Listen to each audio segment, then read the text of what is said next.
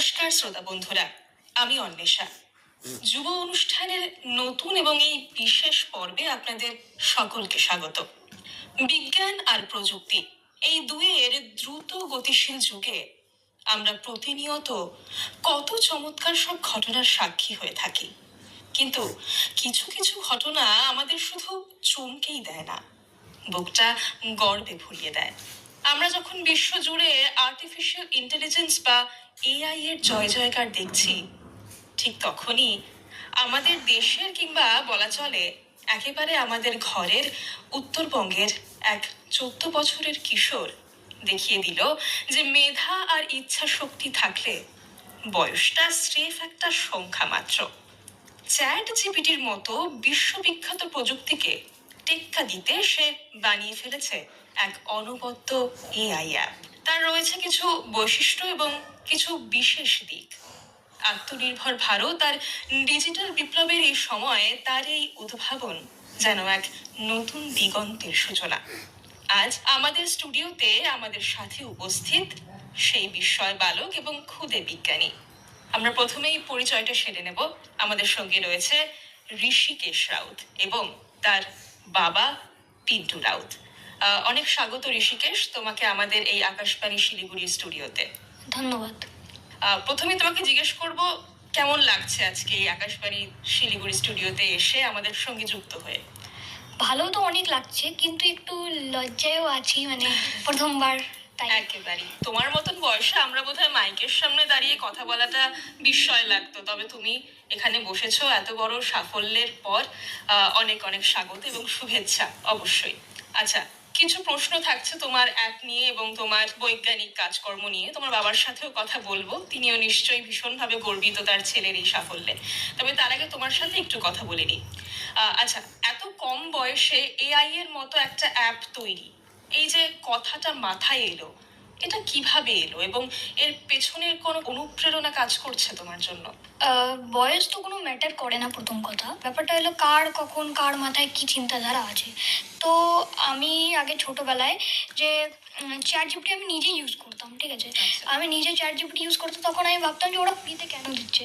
তো কারণটা হলো যে ওরা আমাদের ডাটা সেভ করে নিজের বটটাকে, নিজের যে মানে মডেলটাকে ট্রেন করছে।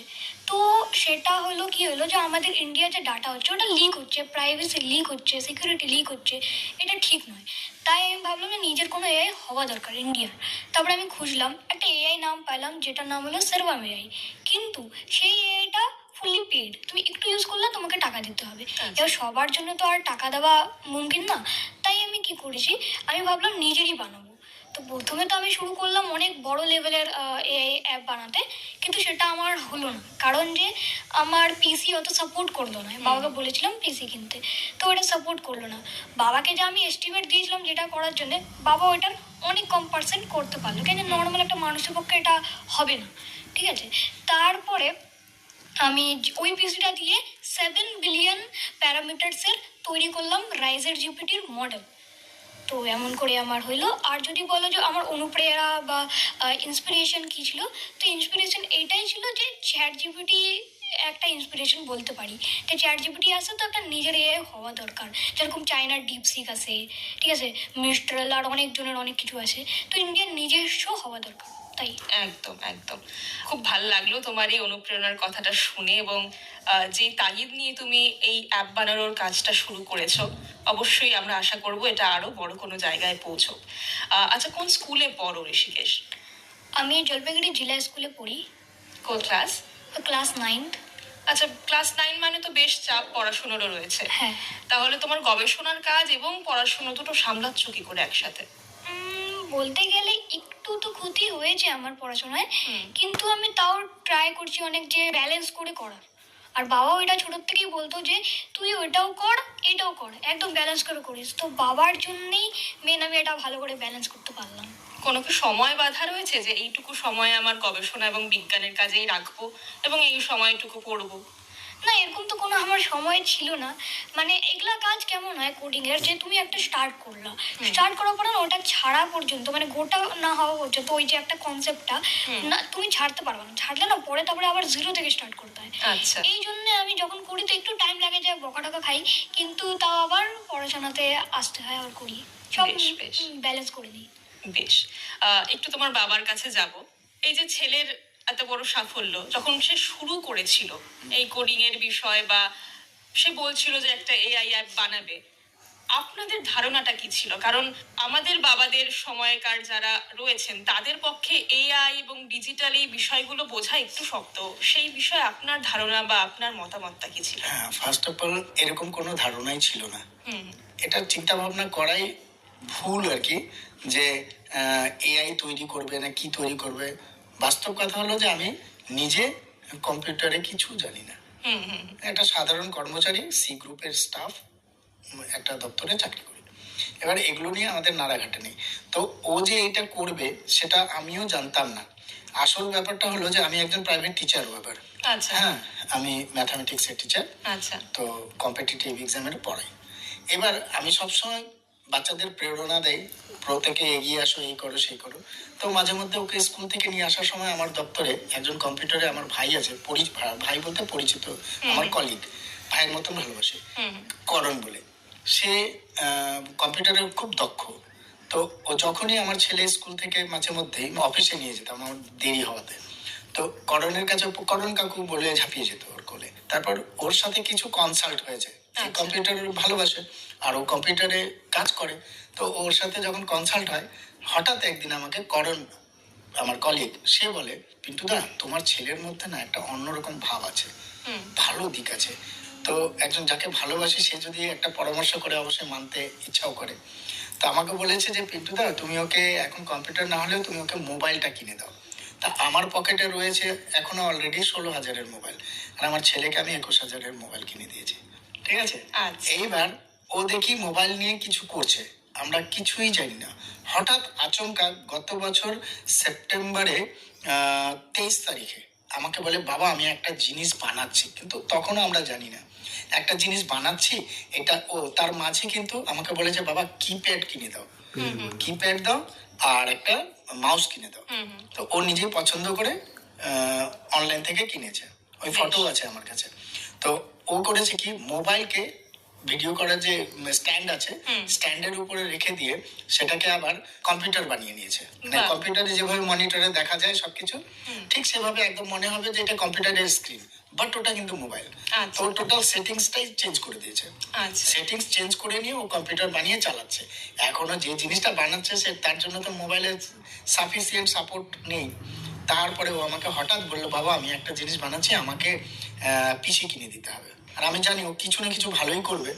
আমি বাজাজ থেকে লোন নিয়ে ইএমআইতে ওকে আমি একটা পিসি কিনে দিই। ঠিক তার 10 থেকে 12 দিনের মাথায় ও আমাকে বলছে, ডান বাবা, রাত 1:15 তখন। বলছে, বাবা আমি রাইজার জিপিটি অ্যাপ বানালাম। আমি বললাম, এতে কি হবে?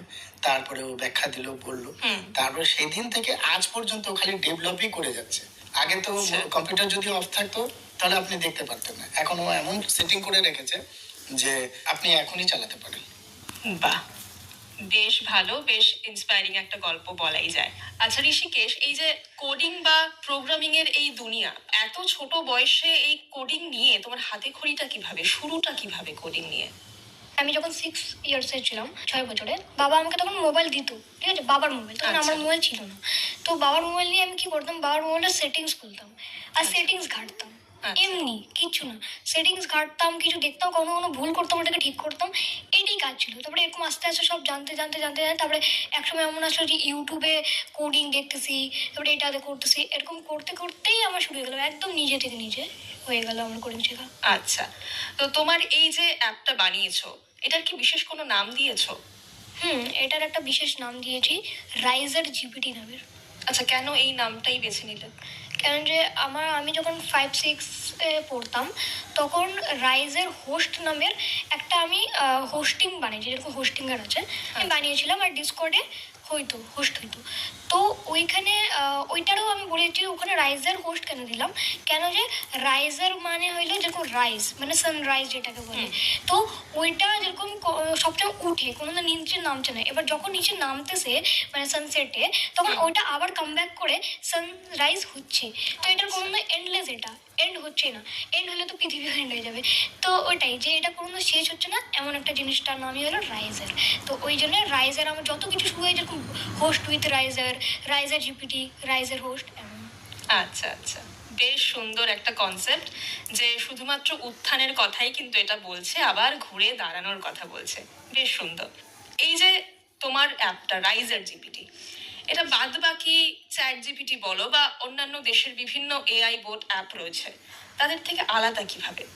ইউজ করলে তো তুমি এখন চ্যাট জিপিটি ইউজ করতে পারবা, কিন্তু আমি বলেছিলাম একটু আগে যে চ্যাট জিপিটি ইউজ করলে কি আমাদের ডাটা লিক হচ্ছে, প্রাইভেসি লিক হচ্ছে, ইন্ডিয়ার বাইরে যাচ্ছে। তাই আমি চাচ্ছি যে ইন্ডিয়ার ভিতরে ডাটা সেন্টার হোক, ডাটা সার্ভার্স হোক, ওই সার্ভার্স মেশিনস ওইটার ভিতরে রাইজার জিপিটি যদি রান করে অফিসিয়ালি ইন্ডিয়ান গভর্নমেন্টের হিসাবে, ঠিক আছে, এরকম প্রাইভেট কোম্পানি না, আমার কোনো বিজনেস মাইন্ডেড না। তো আচ্ছা। ওটাই, যদি প্রাইভেট কোম্পানি থাকেও তাও অফিসিয়ালি ইন্ডিয়ান গভর্নমেন্টের যদি হিসাবে থাকে, তাহলে কি হলো যে ডাটাটা লিক হচ্ছে না। তারপরে আমার মধ্যে আর একটা বড় কারণ আছে যে ডাটা তো এখানে আসতেছে, এর মানে এইটা কি প্রুফ আছে যে তোমাদের ডাটা সেফ থাকতেছে আর আমিও দেখতে পাচ্ছি না। এটার কি প্রুফ আছে? এটার প্রুফটা হলো এন্ড টু এন্ড ইনক্রিপশন। হয়তো হোয়াটসঅ্যাপে আসে, তো হোয়াটসঅ্যাপে তো আসে, ওটা হয়তো শুনেছো এখন, হ্যাঁ। তো এন্ড টু এন্ড ইনক্রিপশন এমন একটা জিনিস যেটা দিয়ে তুমি কাউকে মেসেজ করলা, যেরকম ধরো না তুমি চ্যাটবটকে মেসেজ করলা, সেই মেসেজটা আমি দেখতে পারবো না, ওটা একটা বাইনারি কোড বা অনেক রকমের কোড হয়, ওগুলাতে ট্রান্সফর্ম হবে। ওইটা হয়ে এমন একটা ইনক্রিপ্টেড কোড যেটা আমিও বুঝতে পারবো না, আর ওইটা যাবে এআই এর কাছে, আর এআই ওইটাকে ইনক্রিপ্ট ও করতে পারবে, ডিক্রিপ্ট ও করতে পারবে। তারপর ওইটাকে ডিক্রিপ্ট করে ওইটাকে উত্তরটা দিবে, আর ওইটাও আবার এরকম। তো এই জন্য আমি দুই দিকে কিছু দেখতে পারতেছি না, এই জন্য সব থেকে সেফ আর আলাদা। আর এটাও আছে যে ফ্রিও আছে তার সাথে, যে একদম ফুল ফ্রি। এই যে ডেটাটা ভারতে থাকছে, বাইরে বেরোচ্ছে না, এই জিনিসটা তুমি কি করে নিশ্চিত করেছো? মানে এই কাজটা কিভাবে সম্পূর্ণ করেছো?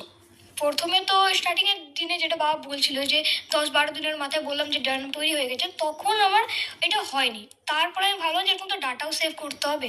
তো আমি খোঁজ করলাম অনেক, যে কি করতে পারি আমি ডাটা সেভ করার জন্য। তো ইউটিউবে ভিডিও, গুগল, অনেক কিছু খুঁজলাম। তারপরে দেখলাম যে হোয়াটসঅ্যাপে এন্ড টু এন্ড এনক্রিপশন আছে।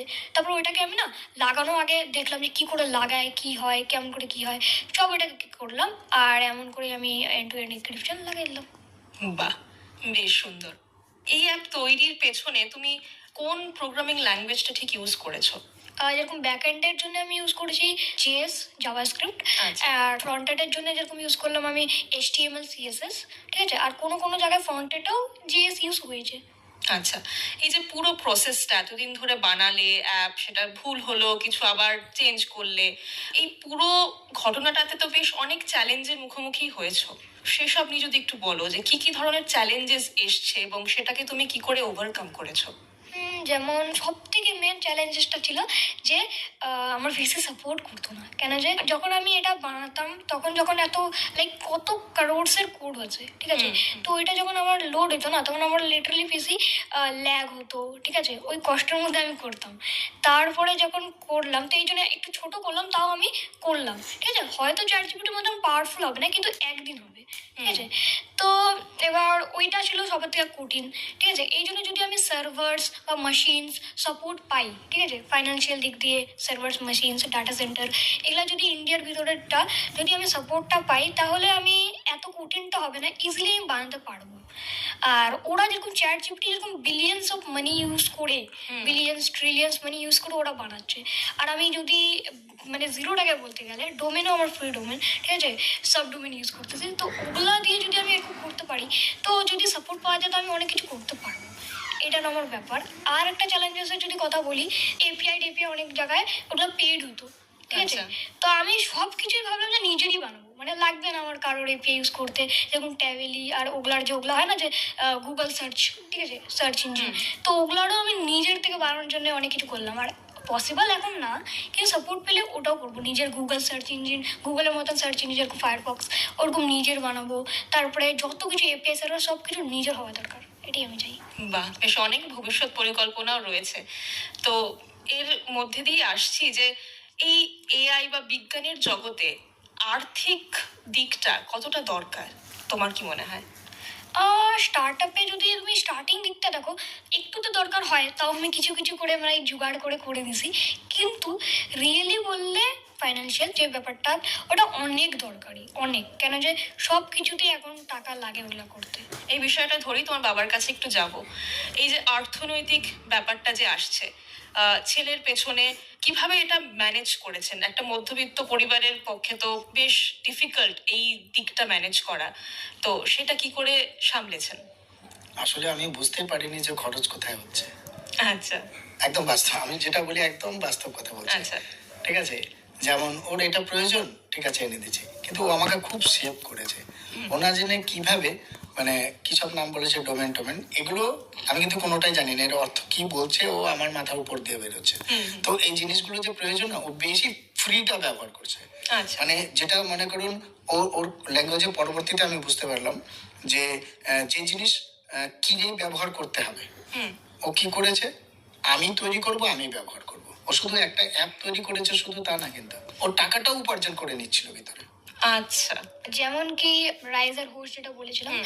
তো রাইজার হোস্টে ওটা কোনো অফিসিয়াল তো স্টার্টিং এ ছিল না, কিন্তু এসএসএল কনফার্ম করে অফিসিয়াল বানিয়েছিলাম আমি। তো এবার ব্যাপারটা কি যে ওইখান থেকে মানে আমি মাইনক্রাফট সার্ভার্স, তারপর হোস্টিং ডোমেন্স ওগুলো সেল করতাম। আমার একটা লাইক স্টাফ টিমও ছিল, আমরা 14-15 জনের স্টাফ টিম ছিলাম। তো আমি যদি ওই ছোট বয়সে 6-7 ইয়ার্সে আমি যদি ফাউন্ডার হয়ে ওই ছোট একটা স্টার্ট আপ তৈরি করতে পারি যেখানে ইনকাম হচ্ছে, তো যদি ভালো সাপোর্ট পাওয়া যায় তো অনেক কিছু করতে পারবো, এটাই একদম। আমার কনফিডেন্ট। মানে এইভাবে ও টাকা অ্যারেঞ্জ করেছে। মানে টাকাটা আমার সেরকম কোনো খরচ হয়নি, আমি জাস্ট ওই কিপ্যাড কিনে দিয়েছি 450 না 500 টাকা দামে, আর একটা মাউস 250-300 টাকা সামথিং এরকম। আর মানে এই সামান্যের উপরে, তারপর মোবাইলটা তো ইএমআই তে চলছে, ইএমআই তো মাসে একটুখানি লাগে, ফলে আমার বিশাল চাপ লাগেনি। আমি ওকে জিজ্ঞেস করলাম যখন, বলে বাবা আমার সার্ভারটা এসে করছে না, মানে সাপোর্ট করবে না, আমার অনেক টাকার জিনিস লাগবে। আমি আনুমানিক ধরলাম কি 20-50 হাজার 1 লাখ টাকা হবে, তা আমি হয়তো বা চেষ্টা করতে পারি। তখন ওকে যখন জিজ্ঞেস করলাম, বাবা ঘর বিক্রি করবো তাও হবে না, কেন রে? বলে অ্যাবাভ 50 লাখ, কোটি, তারও বেশি, এত টাকা লাগবে। আর যদি ওর বক্তব্য যেটা আমি বুঝলাম, যে ওকে দিতে হবে 8 থেকে 8.5 হাজার কোটি টাকা খরচ করবে, মেশিন হবে 5 থেকে 7 হাজার স্কোয়ার ফিটে ঘর লাগবে, এবং ওর হ্যান্ডস লাগবে মিনিমাম 250-300 জন, যে কি সব সফটওয়্যার ইঞ্জিনিয়ার হবে। ওর ডিরেকশন দেবে আমাকে, তুমি এটা তৈরি করে দাও, কারণ একজনের পক্ষে সম্ভব না করা। একদম। এবং গভর্নমেন্ট লেভেলে আমাকে সাপোর্ট করবে, আর আমি সেটাকে গুগলের মতন সার্চ ইঞ্জিন তৈরি করব। এবং আমি তৈরি করব বলেছে, করতে কি পারবে? বলে 100% পারবো। বলে আমার মাথায় অলরেডি আছে, আমাকে জিনিসপত্র দাও, যেমন মাকে তুমি সব কিছু কিনে দাও, মা রান্না করে, ঠিক সেভাবে আমাকে এই জিনিসগুলো দাও, আমি তৈরি করে দিয়ে দেবো। যখন যে খুশি, ও আমার একটা ভিডিও হতো, আমি ম্যাথ করাতাম, ও ভিডিও এডিটরও কিন্তু বাহ। ভালো ভিডিও এডিট করতে পারে। বাহ। ঋষিকেশ, তোমার এই বিষয়ে কি বলার রয়েছে? হ্যাঁ, বাবা যেটা বললো যে গুগলের মতন সার্চ ইঞ্জিনের কথা, আমি কেন এত কনফিডেন্ট যে আমি বললাম যে হ্যাঁ বানাই নেবো, কারণটা ছিল যে আমি অলরেডি মানে স্টার্ট করলাম, আর স্টার্ট করে আমি লাইক অনেকটা পৌঁছে গেছি, কিন্তু এক সময় এমন আসলো যখন আমার পিসিটা সাপোর্ট করলো না। তো এর মানে বুঝতে পারি যদি এতটা আসতে পারলাম তো আমি লাস্ট অব্দি যেতে পারবো, তাই। একদম একদম। আর তোমার মতে যদি গভর্নমেন্ট বা সরকার থেকে সাহায্যের হাত বাড়িয়ে দেয়, তাহলে কি এই বিষয় অনেকটা সহজ হতে পারবে? হ্যাঁ অবশ্যই, যেমন হয়ে গেল সার্ভার্সের, ঠিক আছে, তারপরে আমার নিজস্ব ডাটা সেন্টার যেখানে আমার ডাটা সেভ হবে, স্টোর হবে, যেরকম ডাটাবেস যেটাকে বলে। তারপরে হয়ে গেলো মেশিনস, অনেক রকমের জিপিইউ হলো, তারপরে অনেক সার্ভার্স, তারপরে জিপিইউ যেরকম হলো H100 হলো 26-27 লাখ একটা, ওইটাই লাগে অনেক হাজার হাজার, ঠিক আছে। তো ওরকম, ঠিক আছে, আমি এখন একটু মিনিমামে চলতে পারি, কিন্তু লাস্ট অব্দি তো সাপোর্ট যত পাবো অত ইজি হয়ে যাবে আর অত তাড়াতাড়ি বানবে। একদম। আচ্ছা, বর্তমানে যে ডিজিটাল ইন্ডিয়া বা আত্মনির্ভর ভারত যে কনসেপ্টটা আমাদের সামনে রয়েছে, তো তোমার এই আবিষ্কার সেই ক্ষেত্রে কতটা উপযোগী বলে তুমি মনে করছো? আমি বলতে পারি কি যে এই আত্মনির্ভর যে আছে আর ডিজিটাল ইন্ডিয়াওয়ালা, ওটাতে আমারটা অনেকটাই ভালো করতে পারবে, কারণ যে রাইজার জিপিটি একটা খালি নিজস্ব কোনো প্ল্যাটফর্ম না, এটা ইন্ডিয়ার একটা গর্ব বলতে পারি, ইন্ডিয়ার একটা, ওইটা হতে পারে সবার একটা ইন্সপিরেশন হতে পারে, কেন যে এত ছোট বয়সে এটা করা। তারপরে ইন্ডিয়ার মধ্যে যে আমি করলাম সার্ভাইভ হতে পারে, কিন্তু ফ্রিতে দেওয়া, তো এত বড় একটা জিনিস, এত বড় একটা কোম্পানি ফ্রিতে অনেক কঠিন হয়। এটাই। আর বাইরে যেরকম এখন কেউ যদি বলে ইন্ডিয়ার কোনো এআই আছে, নাই, এরকমই বলবে। সার্ভার এআইকে অতজন চিনবে না, কেন যে এখন এটা বানানোর ফেসে আছে, আর তাও পেইড আছে। তো ওরকমই যে চাই যে বাইরের লোক, খালি ইন্ডিয়ার ভিতরে না, চায়না হোক, রাশিয়া হোক, ইউএস হোক, সবাই বলে কি হ্যাঁ ইন্ডিয়ার একটা এআই আছে, রাইজার জিপিটি। একদম। তো আজকে আমাদের এই কথা কিন্তু সারা ভারতবর্ষ শুনতে পাচ্ছে। তো তোমার সারা ভারতের সবার কাছে বা সরকারের কাছে কিছু কি আবেদন থাকছে তোমার এই অ্যাপ নিয়ে বা তোমার ভবিষ্যৎ পরিকল্পনা নিয়ে? তুমি কি বলতে চাও? মানে আমার এমন যে আমি তো বলেছিলাম যে আমার সাপোর্টটা দরকার, ঠিক আছে। নর্মাল কোম্পানিজ হোক, ইনভেস্টর হোক, নাকি যারা মানে আমার কাছে এরকমও আছে যে ইনভেস্টর আসলেও চলবে, তারপরে হলো সরকারি লেভেলের যে গভর্নমেন্ট, ওরা সাপোর্ট করলে তো অনেকই ভালো হয়ে যায়। কেন যে আমি কি ভাবি যে ইন্ডিয়ার নিজস্ব একজন যদি কেউ ট্রাই করা, আমি হোক কি কেউ হোক, কেউ যদি ট্রাই করো তো সরকারকে হেল্প করা উচিত।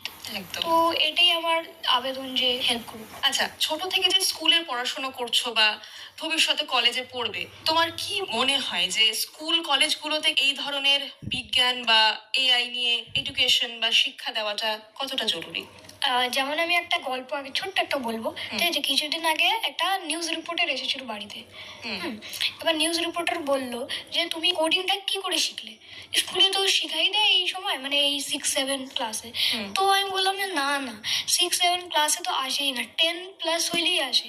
সবার চিন্তাধারা এটাই যে 6-7 আসে যাইতে পারে, ঠিক আছে। এবার ব্যাপারটা ওটাই যে এটা না ছোট থেকে শিখতে হয়, এমন নয় কি বড় হলাম তারপরে শিখলাম। তো আমার এটাই একটা নিবেদন বলতে পারো, যে থাকবে সরকার থেকে যে সবাইকে এখন যেরকম ডিজিটাল ইন্ডিয়া হচ্ছে, ইন্ডিয়া কি গোটা ভারতবর্ষ হোক কি গোটা ওয়ার্ল্ড ওয়াইড হোক, সবাই এখন ডিজিটালি হচ্ছে, তো সবাইকে ডিজিটালি ডেভেলপও হওয়া উচিত, ব্যাকওয়ার্ড থেকে কোনো লাভ হবে না। তাই আমি ভাবলাম যে নর্মাল তো যেগুলো এখন পড়াচ্ছে ওগুলোও ভালো, তার সাথে অ্যাড করতে হবে কম্পিউটারের ব্যাপার।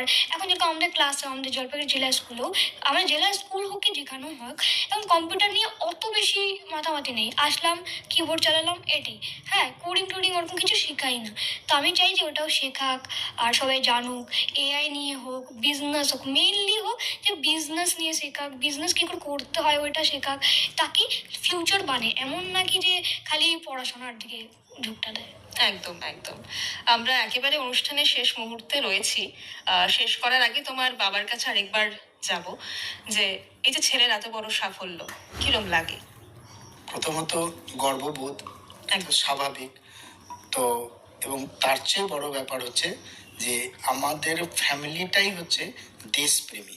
আচ্ছা। কারণ এর একটা প্রুফ আছে যে 1959 সালে আমার বাবা ঋষিকেশের ঠাকুর দাদা আচ্ছা। ইন্ডিয়ান আর্মি জয়েন করে, এবং আচ্ছা। 1962 সালে চীনের সাথে যুদ্ধ হয়েছে, সেখানে আমার বাবা উপস্থিত। 1965 সালে পাকিস্তানের যুদ্ধ হয়েছে, সেখানে আমার বাবা উপস্থিত। এবং 1971 সালে যে বঙ্গভঙ্গ হয়, সেখানেও আমার বাবা উপস্থিত। আচ্ছা। এবার তারপরে এই থেকে আমাদের বাবা ডিসিপ্লিনের মধ্যে বড় করেছেন আমাদের প্রত্যেক ভাই বোনকে। তো আমাদের দেশভক্তি আর দেশপ্রেমটা ছোটবেলা থেকে। তো আমার ছেলের মধ্যে কথাতেই আশা করি বুঝতেই পারছেন যে নিজের আর্থিক অবস্থা কি থাকবে না থাকবে, দুটো অন্ন খেতে পাই, এটা অনেক বেশি। জীবনে এর থেকে বড় কিছু চাওয়া নেই।